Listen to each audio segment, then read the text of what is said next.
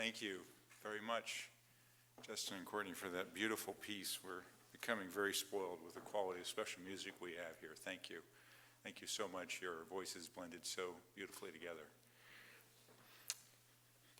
Just a follow-up to the local announcement regarding what time we have to leave the hall. We did make a slight change. We wanted to give a little bit more time for our crew to get set up. We're very thankful for all the work that they do. Thank you. I want to just publicly acknowledge you and just getting everything set up, and the sound and the webcast and everything up here. And we wanted to give them just a little bit more time to get ready.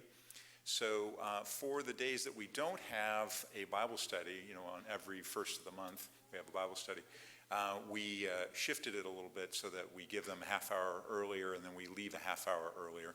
But on our regular Super Sabbath, we leave at 6:30. So just a little clarification, and also just wanted to say thanks to the sound crew for their setup.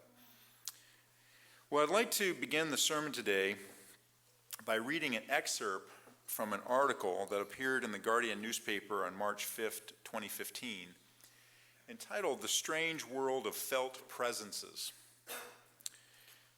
And I'm going to quote now from the article.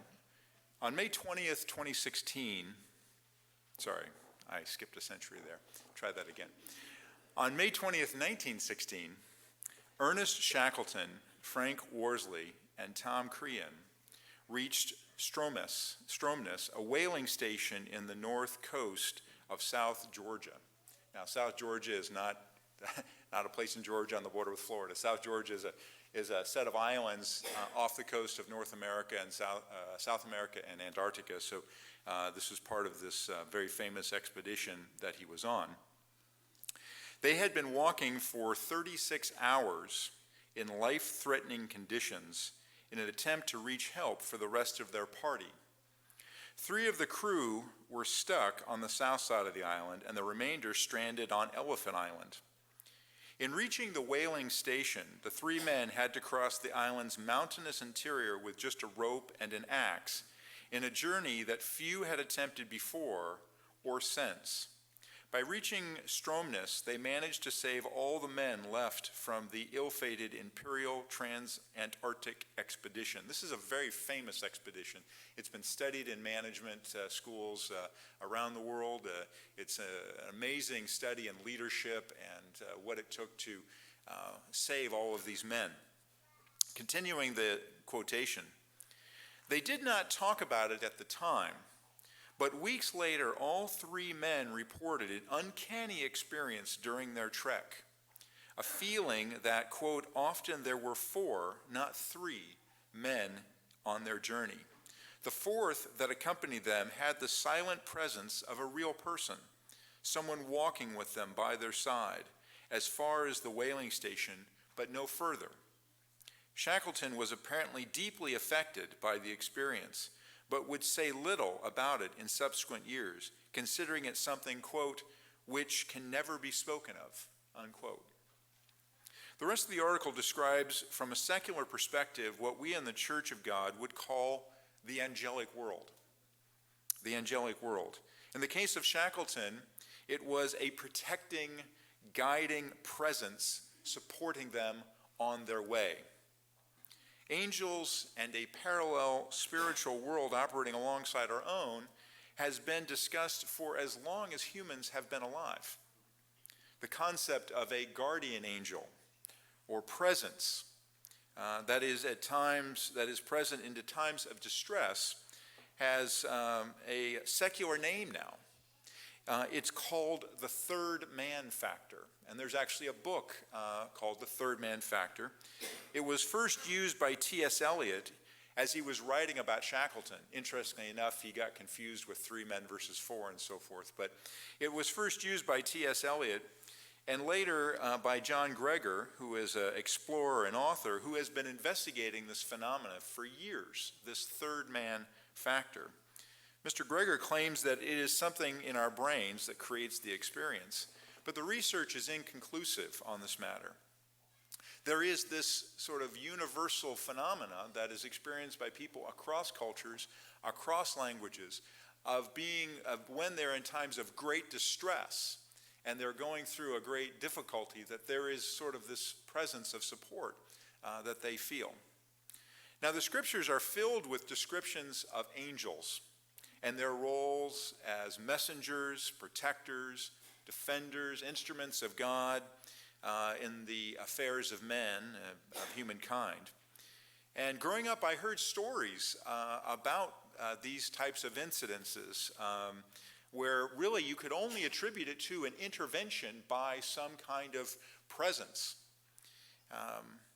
I don't have necessarily a dramatic story myself, although I do feel at many times that God was very merciful in sending an angel to protect me, as I've done things that I realized probably weren't very smart.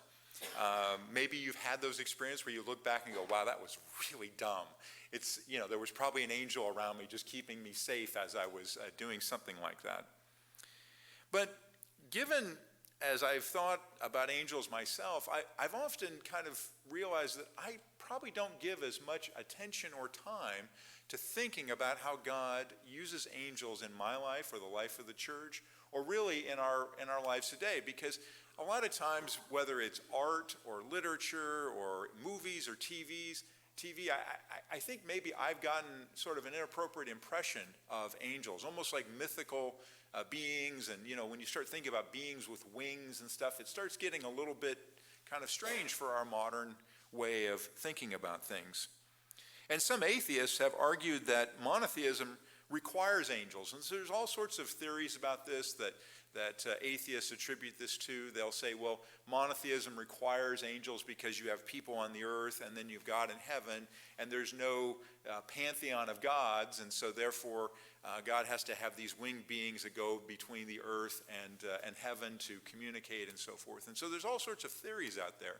Interestingly, I think when we actually look into the biblical record, we realize that most of the time angels are not shown as having wings. They're mostly considered to look like men, sometimes young men. And so this characterization I came to realize about myself as I studied into this subject can lead me in really some wrong directions. And so I'd like to share and talk about angels today. It's interesting that if you study into this, the Catholic Church in 787, during the Second Council of Nicaea, allowed images of angels to be made. And since that time, I think all of us have been very confused by these images. We get images of little babies, and we get images of the winged creatures, and then more recently you have these images of these very frail, sort of feminine-like creatures with wings and so forth. And again, I think all of this creates unfortunate misconceptions and lack of attention and diversity of opinion in terms of what angels are and what they do. And so today I'd like to raise our consciousness about angels by discussing what we can learn from God or about God and his plan through examining the role of angels. And specifically, I'd like to touch on 3 points of how angels help us understand God's love for us, how they help us understand the vastness of his spiritual creation, and how they help us understand our future in God's creation, our future in God's kingdom. And when we're done, I hope that we can appreciate better the awesome nature of God's plan for us. Because I think as we see and we go through this process, so much of the discussion of angels is about the support for us in our walk with God. The title of today's message is Angels as a Lens into God's Power. Angels as a lens into God's power. So let's turn over to Hebrews 1 and verse 14.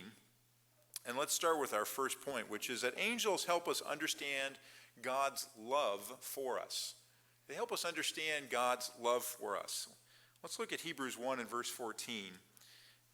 And let's read here what the Bible says are the purpose of angels. Why were angels created? What do they do? Hebrews 1 verse 14 says, "Are they not," speaking of angels, "ministering spirits sent forth to minister for those who will inherit salvation?" This is what they are. They are ministering spirits set forth to minister to us as people. Now, the word minister, I think we know this, but let's just remind ourselves of this. The word minister means to serve. It means to serve. And so angels were sent to serve. And this verse makes clear that they were sent to serve those who will inherit salvation, as it says. And so there's a clear connection to us as first fruits. But I don't think the scripture limits this discussion to just us as first fruits.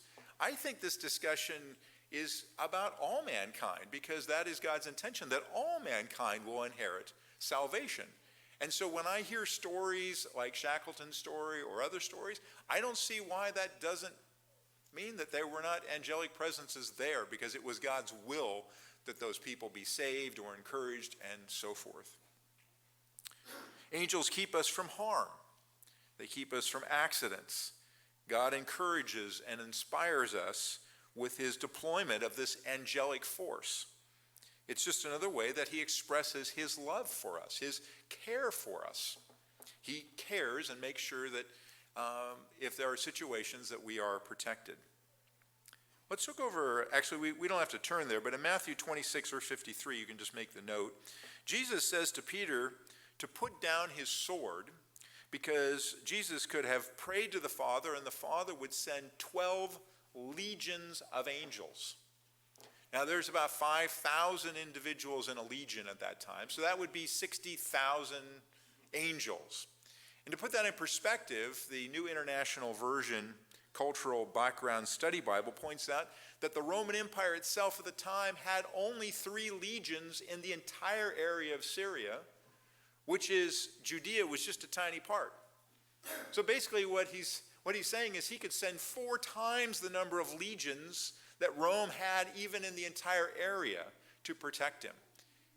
And yet, obviously, that would be a spiritual force which would be much more powerful than any physical force that Rome could deploy.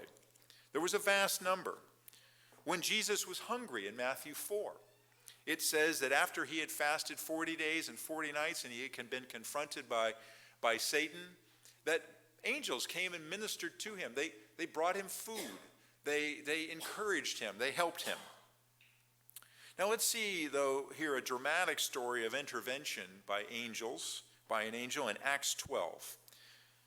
There's many, many, many stories, literally just hundreds of stories that we could read through the scripture. I tried to pick one which I think can be relevant and is quite dramatic in Acts 12. And this is the case where God sent an angel to save Peter from death. Let's pick up the context of the story in Acts 12, verse 1, and read verses 1 to 4 for context. It says, "Now, after that time, Herod the king stretched out his hand to harass some from the church, and then he killed James, the brother of John, with the sword. And because he saw it pleased the Jews, he proceeded further to seize Peter also. And now it was during the days of unleavened bread. And so when he had apprehended him, he put him in prison and delivered him to 4 squads of soldiers to keep him, intending to bring him before the people after Passover." So the context of the story is that God allowed the apostle James to be beheaded, to be killed.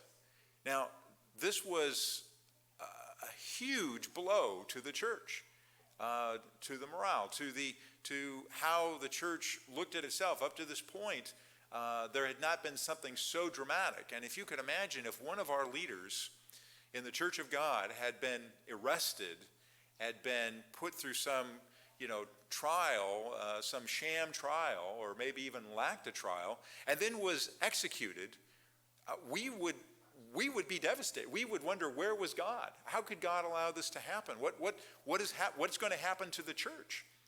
And Herod realized this was a pretty good political move. He realized actually this won him some points, and so he seized Peter. He put him in prison, and verse 4 tells us that pretty much he was going to do the same thing, again, to score political points. So this, if you can imagine, this would be a crisis of faith. And so we understand the church was obviously struggling through this, and so in verse 5 we read, "Peter was therefore kept in prison, but constant prayer was offered to God for him by the church." The whole church was praying for Peter's life, They were praying that he would be able to not be killed as James was killed. So let's continue then this severe trial and understand that what actually happened. In verse 6 it says, "And when Herod was about to bring him out, that night Peter was sleeping, bound with 2 chains between 2 soldiers, and the guards before the door were keeping the prison." He was heavily, heavily guarded. There was no way anybody was going to break this guy out of jail. "And now behold, an angel of the Lord stood by him." So an angel just appeared to Peter, and a light shone in the prison. And he struck Peter on the side and raised him up, saying, "Arise quickly." And his chains fell off his hands. This is the kind of awesome power that an angel has at his disposal, that he can shine a light. The guards are completely sleeping. Chains can just fall from his body. He can rouse Peter. And the angel said to him, "Gird yourself and tie on your sandals." And so he did. And he said to him, "Put on your garments and follow me." So he's like, get dressed. You can almost imagine, like, okay, I'm getting dressed, right? I'm getting dressed. I'm going to be ready for this. And so he went out and followed him, and he did not know that what was done by the angel was real, but he thought he was seeing a vision. I mean, this whole thing must have been completely surreal. Could you imagine if this was happening to you? You're like, I'm in a dream. This is not happening. I'm dreaming I'm getting out. This is a vision. He didn't even think it was real as it was happening. That these guards are asleep, and he's just raised up, and somehow doors are opening, and they're moving through the jail, and they're going past the guards, and they're walking outside. This whole thing was just completely amazing for Peter. And when they had passed the first and second guard post, they came to the iron gate that leads to the city, which opened to them of its own accord. And they went out and went down one street, and immediately the angel departed from him. The closest thing I can imagine to this story is kind of watching one of these Star Wars episodes, right? Where suddenly, the Force just opens the gates and everybody just goes. I mean, it's just absolutely amazing. And that's the kind of power that God, gives to the angels and deploys to the angels that they can come and support us with. And so, if we think about the shock of what was happening here, I think, it's just amazing to consider. And so it's if we continue the story, what's interesting about the story is it all becomes a little bit humorous because everybody's praying for Peter that he would get out of prison. And then it says in verse 11, when Peter had come to himself, he said, "Now I know for certain that the Lord has sent his angel and has delivered me from the hand of Herod and from all the expectation of the Jewish people." And so when he had considered this, he came to the house of Mary, the mother of John, whose surname was Mark, where many were gathered together praying. And he knocked at the door of the gate, and a girl named Rhoda came to answer. And she recognized Peter's voice because of her gladness. She did not open the door, the gate, but ran in and announced that he was there. She was so excited she didn't even let him in.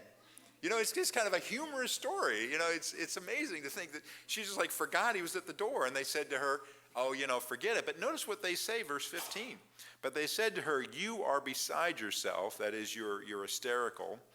"Yet she kept insisting that it was so they said, 'It is his angel.'" Isn't it interesting? Would you say that? I don't know if I have angels top of mind, if I have it in my consciousness in the same way that I would go there. I would say, well, you're kind of hysterical. You're just. But they said it's so. There was this consciousness in the first century that there was some kind of protecting angel that Peter would have had, that maybe each of them would have had. It's such an interesting thing. Whether it's true, whether each of us has a protecting angel. I mean, we don't have something in the Bible that says that per se, and maybe in the Bible chat you'll point out some things that might indicate that. But there was this perception that there was an angel that would have been his angel. And then in verse 16, now Peter knocked. He's still knocking. He's out of the door trying to get in. And when they opened the door and saw him, they were astonished. And I think we would be astonished too. How did you get out of jail? How did you get out of prison? But motioning to them with his hand to keep silent. So Peter's still in his right mind. He's like, shh, they could come get me anytime. Just don't say my name.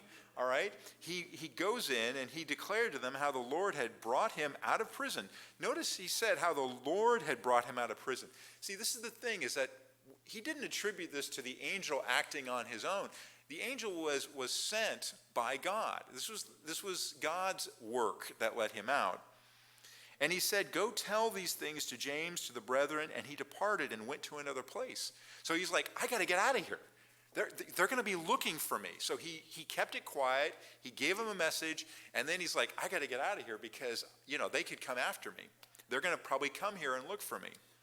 And then as soon as it was day, there was no small stir among the soldiers about what had happened and what had become of Peter. And when Herod had searched for him and not found him, he examined the guards and commanded that they would be put to death. Wow. I mean, these men were put to death for their failure. Talk about fairness issues, right? I mean, they had no chance. And I think this is, again, a scripture when we think about offering salvation to the entire world. These poor guards will have their chance. They lost their lives because God wanted to take Peter out of prison. And so we see in this verse this dramatic situation. And I think it's interesting that when Luke finishes the story, we won't take the time, he finishes the story by telling us about Herod's death.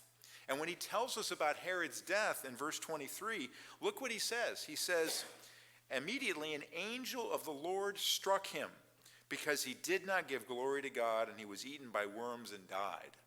And so what begins at the beginning of Acts 12, which is this dramatic setback and trial for the church, ends with this amazing story of Peter's release and the death of Herod, both by the hand of an angel.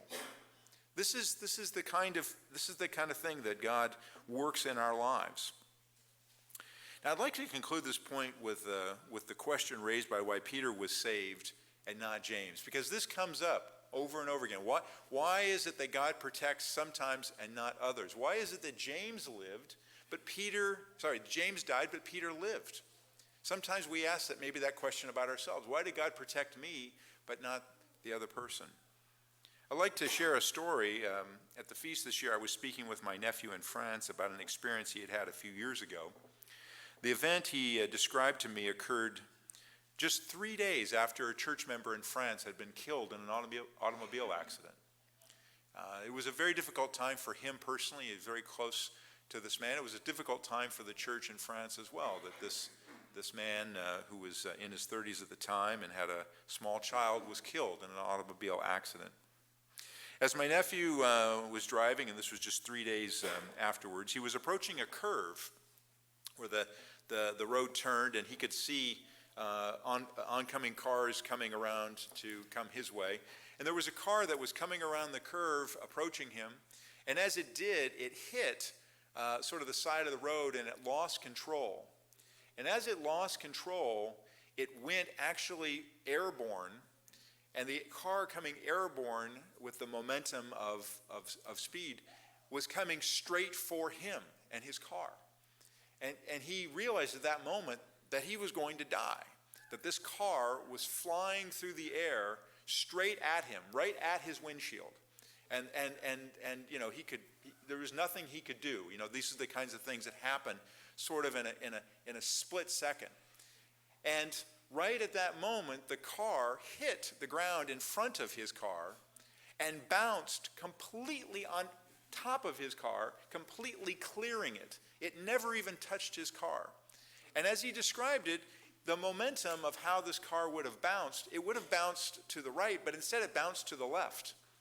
So it hit the ground, bounced, and went completely over his car, completely missing him. He never was touched. His car was never touched. Bounced again, and then bounced back the other direction into the ditch. And all of this happens, right, in a split second. So he pulls over his car, and he goes to see the woman who is now, her car is in the ditch. And amazingly, she's fine too. Just barely a scratch. For him, that was just an absolute miracle, that nothing could have happened unless an angel would have just set that car down and then lifted it up and never even touched his car. And he asked himself, why did I live and not my friend who died 3 days before? Why did I deserve to live and that person died? And these are difficult questions to answer. And this is how we, sort of times when we put ourselves into God's hands to say, God has a purpose. God had a purpose in those things. Sometimes these things happen, and these are difficult questions to answer. God loves us, and he sends his angels to protect us. And sometimes he doesn't. And this is part of learning to trust God. This is learning to be aligned 100% with God. You know, we can look through the scriptures at how angels act on behalf of God, and you never see an angel contradicting God except in those cases where, as we understand, Lucifer became a demon. Angels are 100% aligned to God's purpose. They don't question God's purpose. They execute to what they're being told to do. And that's where we're learning to be. That's what we're learning to do as well. We too must be 100% aligned in a trust that God is working out his best purpose in our lives. It's a difficult question, and I hope it's something that we can talk more about. There must be a reason for these things. And what is that reason, and how can we understand and trust God and what he's doing? We can be encouraged that God has angels at his disposal to communicate, to guide, and to protect us. We see it in the story with Peter. Perhaps you've seen it in your own life with an example that you can share. The second point I want to talk about is that angels help us understand the vastness of God's spiritual realm. Just the enormity of God's spiritual realm. In scientific circles, there is a regular discussion of whether or not we are alone in the universe. You probably heard me talk about this in prior messages where I talk about the Fermi paradox, right? Where are all the aliens? Where are all these other beings in the universe? We've had 50 years of the SETI program trying to connect with some sort of intelligent life in the universe, and we're no closer on any of those fronts. In the church, we've taught that it is highly unlikely that there are other physical beings outside of the earth, because that would really raise a lot of questions about the sacrifice of Jesus Christ and his death for us and God's creation here. But we should not confuse the lack of physical life in the universe outside this planet with the lack of spiritual life in the universe. The universe is filled with spirit life. Let's turn to Daniel 7, verse 9 to 10, and let's get a glimpse of what the universe must be like in the spiritual realm that we cannot see. Daniel 7, verse 9 and 10, I appreciated the special music because it talked about God's throne, and we're going to look at two examples of God's, a vision of what it is like in the throne room of God in today's sermon. Daniel 7, verse 9 to 10. This is a vision that Daniel had. He says, I watched till thrones were put in place, and the Ancient of Days was seated. His garment was white as snow, and the hair of his head was like pure wool. His throne was a fiery flame, its wheels a burning fire. A fiery stream issued and came forth from before him. 1,000 thousands ministered to him. 10,000 times 10,000 stood before him, and the court was seated, and the books were opened. 10,000 times 10,000. Daniel describes these angelic beings serving at the throne of God. And he describes it in this way here with 10,000 times 10,000, 100 million angels before God's throne. But I don't think he started counting. I think what he saw was an innumerable number of angels. And he tried to describe it as best he could with the words that he could. I shared this story in a sermon back in 2016, but in the late 1930s, a mathematician at Columbia University named Edward Kasner was asked to find a name for an extraordinarily large number, because I think that's what Daniel was trying to do. He was trying to find a way to describe a very large number of angels. And so Dr. Kasner was thinking about what this name would be. He was trying to find a name for a number which is 10 to the 100th power. 10 to the 100th power. That's a 1 with 100 zeros after it. It's a very, very, very large number. And the story goes that he asked his nephew what he should name this number. And his nephew very famously came up with a word which is now known by pretty much every human being on the planet. Right? It's called Google. Okay? So his 9-year-old nephew supposedly gave him this name, and now we obviously have this word Google. Now, Dr. Kasner decided from that concept of a Google, 1 with 100 zeros, he was going to create something called a Googleplex. And a Googleplex is a Google raised to a Google power. Okay? So it's a Google to a Google. And it's a very large number. Dr. Carl Sagan famously described that if you were to attempt to write a Google, okay, I'm going to write the number 1. You could use it.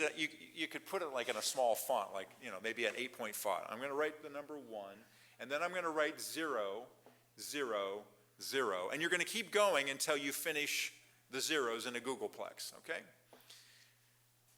Dr. Sagan said that there would not be enough space in the universe to contain that number. Okay? That's how big that number is. You could write 1, 0, 0, and you could keep writing, and pretty soon the entire universe would be filled with an 8-point font of zeros. Okay? That's how big that number is. I think that's the kind of vastness that Daniel was witnessing before him. It was just so vast, it just overwhelmed him to even see it.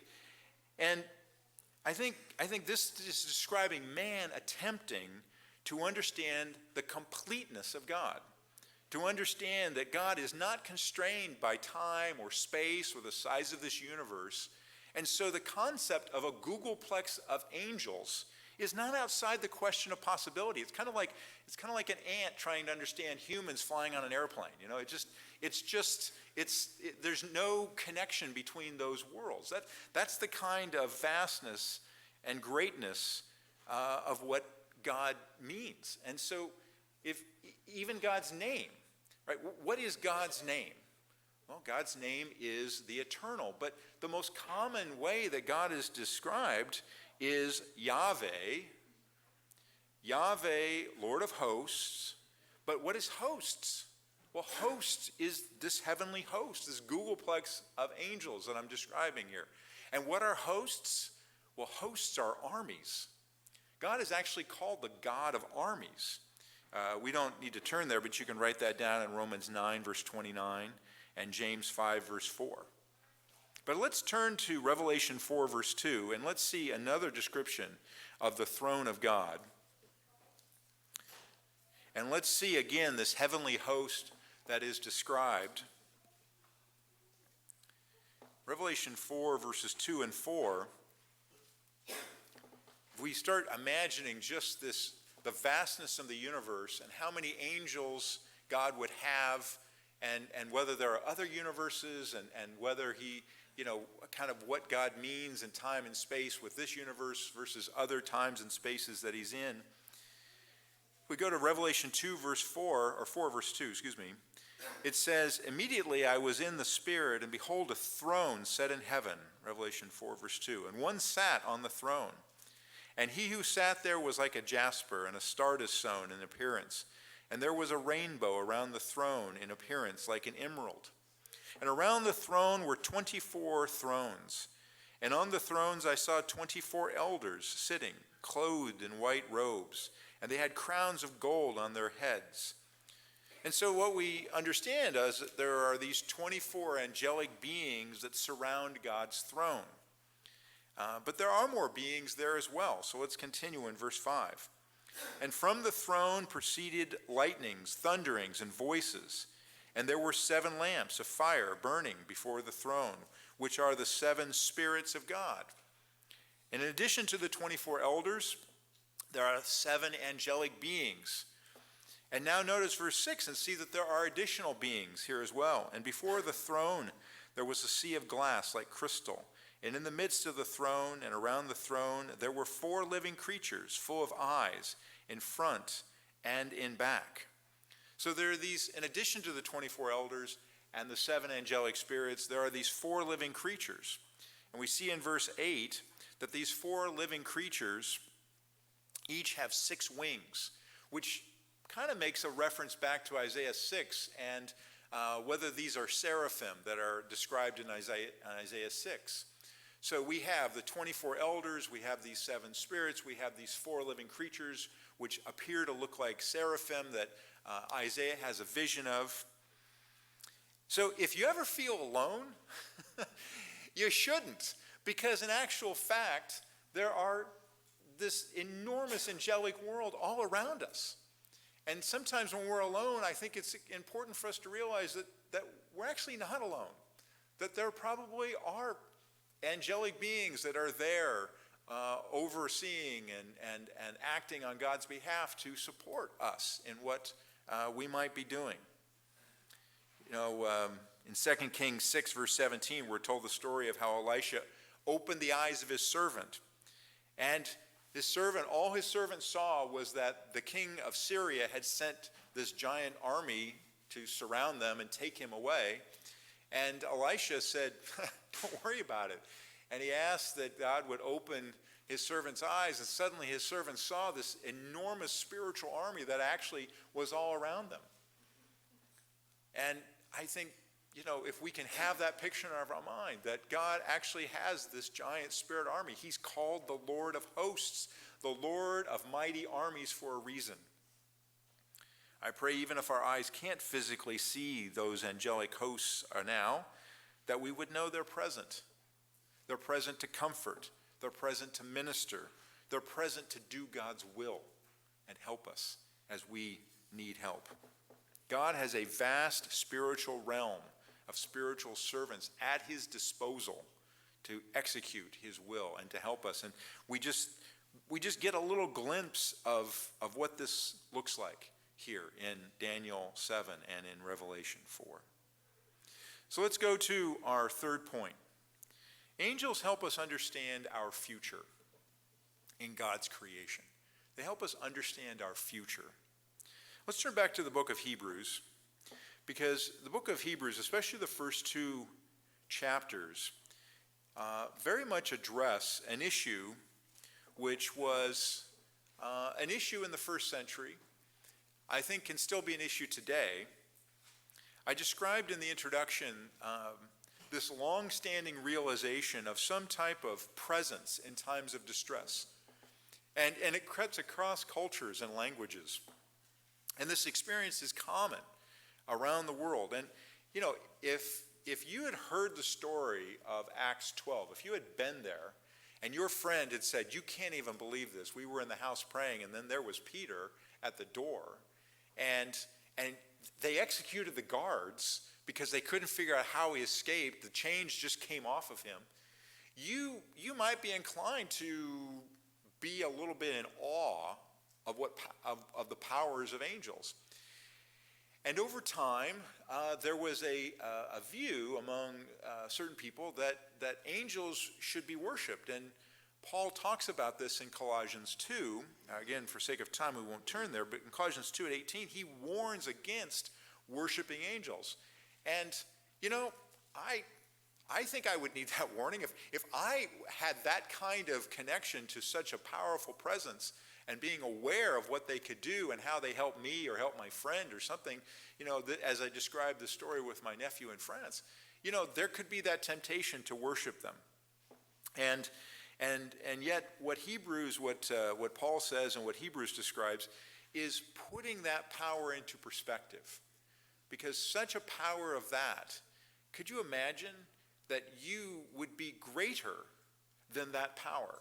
That you would have more power than that angel that walked Peter past the guards. More power than what we see described in Scripture. But that's what the book of Hebrews gives us and tells us, that we will have that kind of power. So let's look at Hebrews 2, verse 5. Hebrews 2, verse 5 says, "For he has not put the world to come of which we speak in subjugation to angels. As powerful as these beings are, God reveals to us here, we are told that they will not be ruling in the world tomorrow.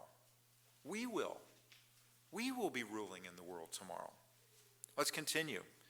But one testified in a certain place, saying, "What is man that you are mindful of him, or the son of man that you take care of him? You made him a little lower than the angels. You crowned him with glory and honor. You set him over the works of your hands, and you have put all things in subjection under his feet." Our place in God's plan will be to rule over these mighty beings. Imagine that. You ruling over that being that allowed Peter to escape from prison. Some have speculated that this plan, this very idea, may have actually contributed to Satan's rebellion. Imagine this, this unimaginably, this weak body of ours that is subject to decay, right? It's flesh. I mean, we can be so easily harmed. We're not metal. We can be so easily harmed. We have this very short lifespan. We can get sick at any time. And you compare us, which we are made a little lower than the angels. Now imagine Lucifer, all powerful except for God. God is the only being more powerful, brilliant, musical, intelligent, being told that these weak creatures are going to be his boss. Some people have speculated that might even have contributed to that. Now, the other thing about angels that sometimes people can think about is, well, they're just sort of mindless messengers. They just kind of do what God tells them to do. But, if you look into Scripture, you see angels have free will. They have free will. That's why a third rebelled. So a third decided they were not going to follow God. So they've got free will. In Job 38, verse 7, it says, the angels sang for joy at the creation of the earth. So they have emotion. Angels have emotion because they sang for joy. They have free will. Ezekiel 28, verse 17 tells us about Lucifer and how he was corrupted by the wisdom that he possessed. That means angels have intellect. They have a mind. They can think. He had wisdom, so they have emotion, they have intellect, they have free will. So when it says here in verse 7 that we were made a little lower than the angels, you don't have to think that these angels are not mindless beings. These angels probably have their own personalities, their own styles, but they are 100% aligned with God, 100% aligned with him. Now we know that we were created in God's image, and that is why we are his children, and that's why we will rule with him. So we have this greater role. But I believe this angelic world that was created reflects the beauty, the creativity of God the Father and Jesus Christ. And these beings, I think, have unique qualities as individual beings. And we are going, even though we're created a little bit lower, we are going to ultimately have the responsibility to rule over the whole creation, including the angels. Let's continue here in verse 8. It says, "For in that he put all in subjection under him, he left nothing that is not put under him. But now we do not yet see all things put under him. But we see Jesus," verse 9, "who was made a little lower than the angels." Again, it just goes back to this fact that Jesus was a man just like us, a human being just like us, and he was made a little lower for the suffering of death, crowned with the glory and honor, that he, by the grace of God, might taste death for everyone.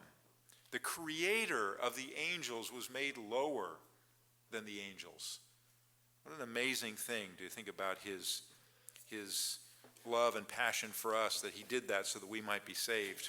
Verse 10, "For it was fitting for him," is Jesus Christ, for whom all things and by whom all things, and bringing many sons to glory, to make the author of their salvation perfect through sufferings. God in Jesus Christ did this.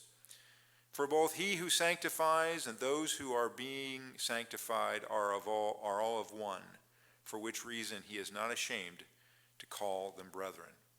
We are brethren, and our elder brother Jesus Christ, we have a glorious future with God and with Jesus Christ. And to finish the thought, in verse 16, it says, "For indeed he does not give aid to angels, but he does give aid to the seed of Abraham." And it says then in verse 17, "Therefore in all things he had to be made like his brethren, that he might be a merciful and faithful high priest in things pertaining to God, to make propitiation for the sins of the people. For in that he himself has suffered being tempted, he is able to aid those who are tempted." When we can imagine that Jesus Christ, who was God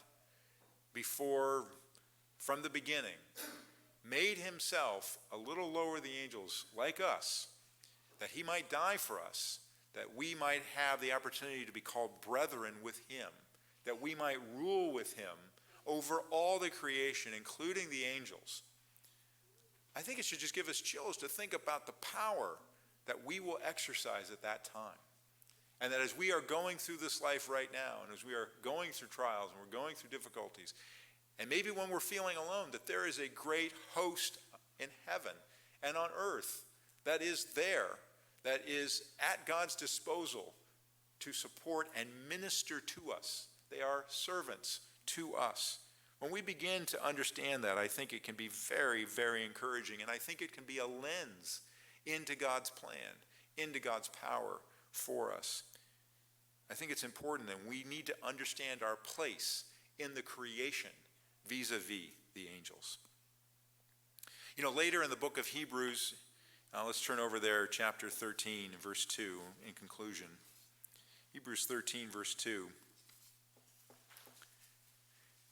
It says, "Do not forget to entertain strangers, for by doing so some have unwittingly entertained angels." How seriously do we take that, by the way? Are we very hospitable? Do we, really invite people over? Maybe you're inviting somebody who's an angel. I think most of us are human in this room. I hope. That means we're inviting people not in this fellowship right here, right? That means we're inviting people who are outside of the church. I think there's an interesting implication of this. That's people you don't know, right? You're inviting them. And of course, there has to be wisdom in that. You don't want to walk down the street and invite somebody in, have to be safe.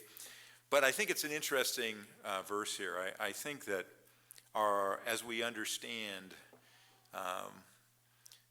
God, and as we look into angels, and there's just literally just so many, just hundreds, even thousands of verses that describe angels, I think it gives us a more complete picture of who God is, of what his plan is for us, of what his intention is for us as human beings. And I think we can be encouraged, especially as we think about the concept of, Peter and his angel, right? And whether that really was the case or whether that was just a view that the early church has. But it gives us a window into how they thought about things. And I hope that we can think more about God's angelic realm and how it serves his purpose and how it's there to encourage and support and minister to us. Let's be encouraged by God's direction of angels in our lives and the lives of others.